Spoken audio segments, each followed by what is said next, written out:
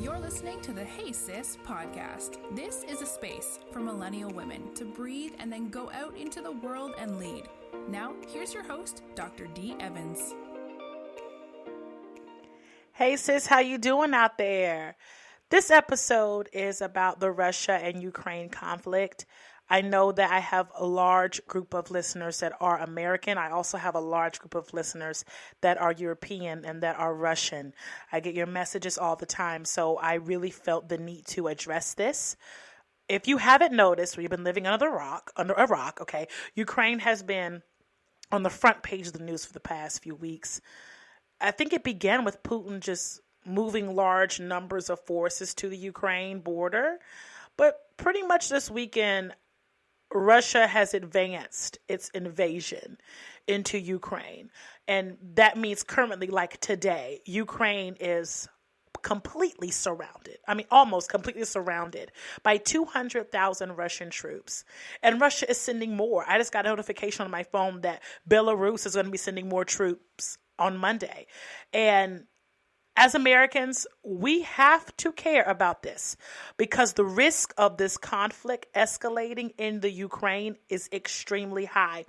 It affects a lot of what we take for granted as Americans.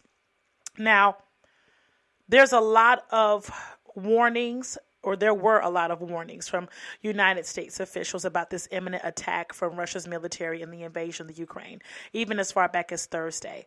But if you want to be honest about it, Russia has been spending weeks building up these forces. This wasn't something that was spontaneous. This was strategic.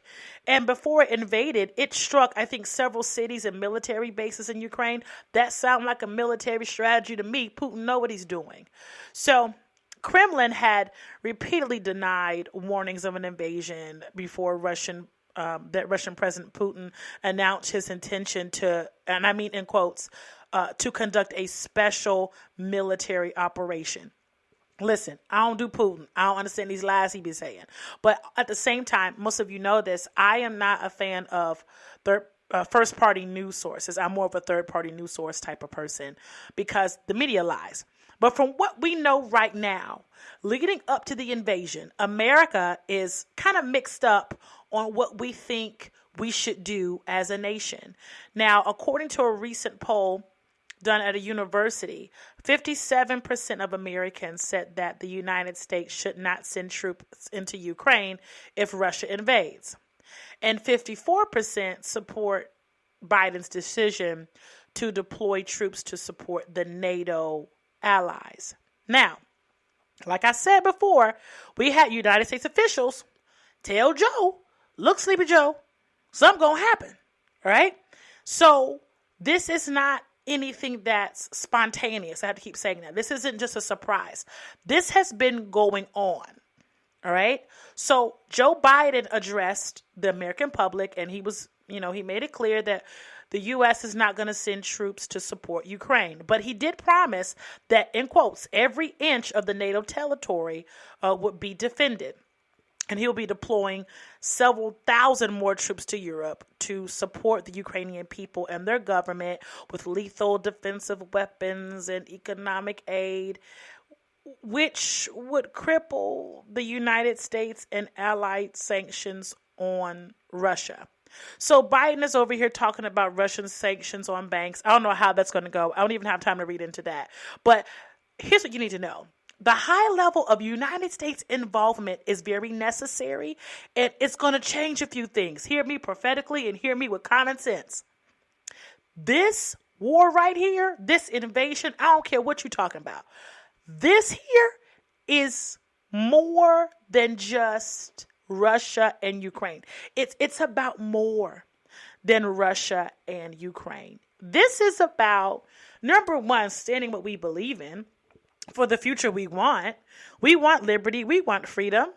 I'm a believer in Jesus Christ. I know my freedom doesn't come from the U.S. government, but I do love that America is a free place, whether that freedom you believe is something that the Matrix created.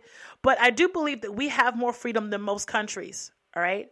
And I'm proud to be an American. Right. If we do not stand for freedom, we're going to pay a price. And I mean that monetarily and spiritually. Now, there's a lot of vested interest in this conflict. In this conflict, excuse me. You have to go back to the Cold War thinking about that, but the U.S. is going to have to make some huge decisions here, and it's going to affect our life. Russia is over here trying to reassert itself into this power game. Y'all, it's a game of power and balance. No one knows what the powers that be are planning, but I do know that this is going to bring about a great power shift. Even though the U.S. is seeking to maintain that balance of power in Europe, right, and to protect Ukraine almost as a buffer against that Russian aggression in Europe, we can't negate the fact that Ukraine is strategically important for Russia and the United States and NATO. With these things hanging in the balance, we need to prepare for our life to look different. Now, I think it was Thursday that Biden announced that he was authorizing U.S. force capabilities to deploy to Germany as a part of like NATO's response team. I think it was like 9,000 troops, give or take, maybe 8,500, something like that. And in quote, I remember he said, "Our forces are not going to Europe to fight in Ukraine, but to defend our NATO allies and reassure those allies in the East." All this is about preventing a world war. Now, as a Christian, I believe some of these wars are inevitable. Go back and read Revelation, okay? I ain't got time to go into all that. But the U.S. has sent thousands of troops to Central and Eastern Europe in the recent weeks. And even though Biden has made it clear that he won't be sending any troops to Ukraine to fight Russia, he has also stressed the importance of diplomacy toward achieving de-escalation. I think that the conflict escalated in Ukraine is higher than what they'll let us know. I do think that we have to preserve democracy and sovereignty. And, well, let me get into what that looks like for us, as far as why we care. Number one, them energy prices, okay? All right. That Russian invasion, all the stuff in Ukraine, it's going to put a lot of pressure on these energy markets globally, not just the United States, globally. Gas already $15 a gallon. All right. And oil and natural gas prices are literally at an all-time high. I read a statistic that said gasoline and diesel prices in the United States are the highest they have ever been since 2014. And there are a variety of factors, I know, that contribute to high energy prices. But I'm telling you, Russia is going to weaponize this. Russia love a little bit of uncertainty, okay? And it's going to affect the global market, which is going to affect us. Russia's like the number 2 producer of natural gas and the number 3 producer of oil in the world. So tell me what you want. And I'm going to tell you right now, we've got to have our eyes open because this is about to shift some things. Now, number 2, why we got to care, is because that NATO ally thing that they got going on, if we don't play this right, if there's a major war that breaks out in Ukraine, it's going to spill over to neighboring countries, right? And war by nature is messy. You can't tame a war. This is going to have an enormous economic impact on the United States, which means higher inflation. Okay, it's hard for most of these American people to pay their bills now if we're not with the powers that be. It's rough out here. Now, by virtue of Ukraine's location, which is in Eastern Europe, war in the Ukraine that moved westward on the European continent would be towards like Poland, which is a NATO ally and a European Union member country state. I guess that's how you say that. But the United States and the European Union account for like half of the world's gross domestic product and about a third of international trade flows. So if war were to overflow into Europe, okay, let's say they went to war, and so now everybody's getting towed up because of collateral damage, then the world economy would be severely affected, which would include sending the United States and other countries into not just high inflation. I mean, extremely high inflation. Like how high? Like ganja high inflation. And it would send markets into complete chaos and anarchy, which means the United States would have to be at war again because of a NATO ally. All right. I think it's like Article 5. I had it written down right here of the North Atlantic Treaty, which is NATO. It states that an armed attack on one or more NATO ally is an attack on all of them. Okay. We in this together. All right. And that's how the U.S. would have to be involved. So, number 3, we have to worry about our sovereignty as a nation. Americans should care. Sis, you got to care about 3 things: our sovereignty, securing our borders, and self-defense. Okay? With that in regard, now, in regard to Ukraine, the sovereignty and territorial integrity of the country has to be prioritized and protected. Okay? I know for Americans, I think it's hard for us to picture, but let me put it like this. Imagine if Canada or Mexico was an adversarial power to us, threatening to invade us, threatening to send troops to shoot us up. It's practically unthinkable because of our status, like in who we are in our culture. But that's what's happening to Ukraine right now. Imagine if Mexico turned on us. Lord knows we won't be getting no more avocados. I can't even fathom that. Chipotle already be playing with me. All right. So anyway, the last thing why we should care about if Ukraine goes to war and Russia goes to war with Ukraine, however you want to put that, Putin is a fool. I said it. I hope y'all don't cancel me like y'all did Joe. I mean, he deserved it, but you know what I'm saying. Putin is a fool. All right. Putin has been doing pretty much anything he can do to undermine the United States' interest in pretty much anything. All right. He can't be trusted. And I think he has a strategy that has a strategy that has a strategy.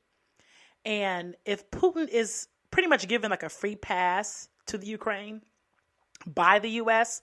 and the West, we next. I'm telling you, Putin, he don't even look human. I feel like he one of them robots or something. It's nothing behind his eyes. Ukraine, if he's not stopped, I think Ukraine is just the beginning. Putin has a plan that has a plan. And I think it's like world domination. I'm talking about like that G.I. Joe movie we saw. Putin got a plan, baby. And the U.S. is going to have to figure out where they stand. What's that song? Where do you stand? Who's on the Lord's side?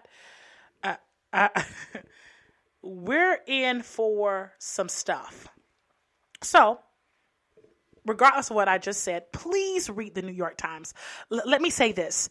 You need to buy a subscription to the New York Times, to the Washington Post. It's only going to be like $7 a month, maybe $4 a month. Please support journalism, okay? Please support it. It's so necessary.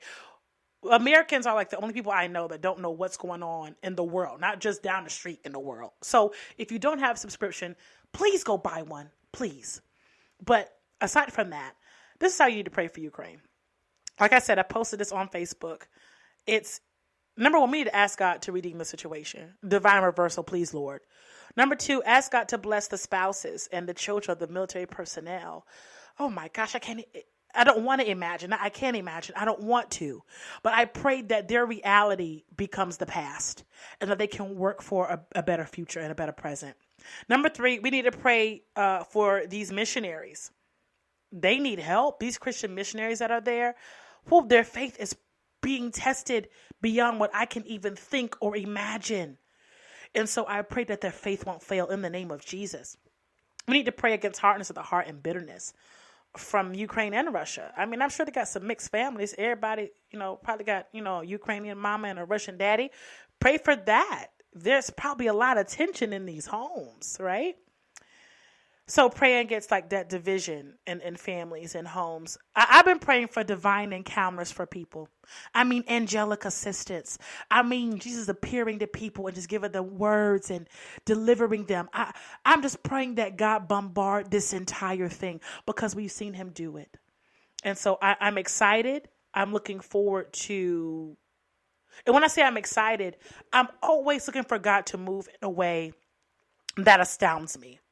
I'm looking for God to move in a way that leaves us breathless. because he's so mighty, because he's so sovereign, because he's good, and his ways are higher than ours. So the Lord is going to do something that's going to leave me baffled. And so I'm anticipating seeing the Lord's leadership through this thing. That's what I mean by I'm so excited. And lastly, pray for angelic assistance. The Lord knows they're going to need it. If you have any questions, please don't email me. I am no political commentator, but like I said, I can point you right towards the New York Times, Washington Post, something, ABC. They know better than I do. But I just really wanted to come on here and expound a little bit about this conflict and how we need to pay attention to it and begin to pray into it. But begin to look at our lives, y'all. We might need to make some changes, and I'll commit to keeping you all abreast to anything I hear spiritually in prayer as to what we may need to do as Christian millennial sisters. And I know some of you are intercessors. And so now this is the time that you pray. This is the time that you come out of your own situation, the stuff you have going on, and you begin to pray for your brother and your sister in Christ. Thank y'all for listening. And I can't wait to see you on the next episode. Bye, sis. Thanks for joining us this week on the Hey Sis podcast. Check out www.thedeeevans.com for more blogs and motivation.